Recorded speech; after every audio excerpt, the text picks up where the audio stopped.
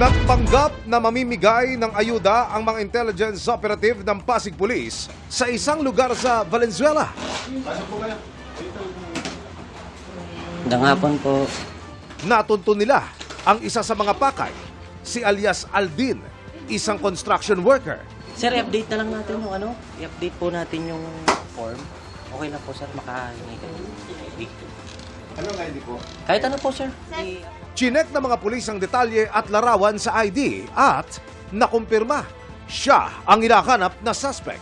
Sandaling nilisan ng mga pulis ang lugar at pinagplanuhan ang gagawing pagdakip. Ilang saglit pa, ikinasa na ang pag-aresto.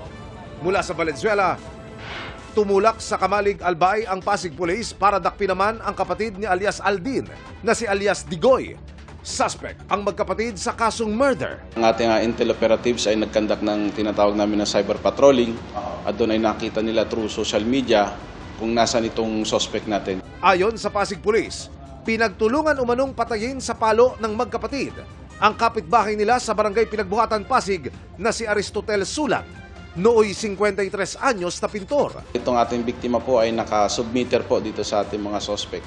At dahil lang doon ay nagtalo itong magkakapatid at saka itong biktima natin hanggang sa siya ay pagtulungan na hampasin ng 2x2 sa ulo. Kwento ng may bahay ng biktima na si Aling Susan, inawat pa niya ang magkapatid pero Pinagpapalo siya lalo.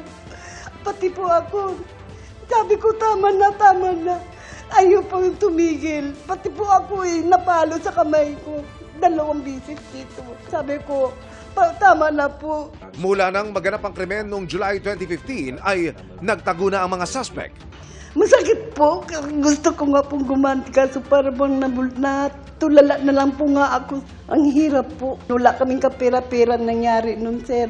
Nakakulong sa Pasig Police ang magkapatid na patuloy naming hinihingan ng panig. Nagpapasalamat po ako sa mga Pasig Police. Mabuti nga po nahuli po sila. Hindi ko po alam kung mapatawad ko pa sila.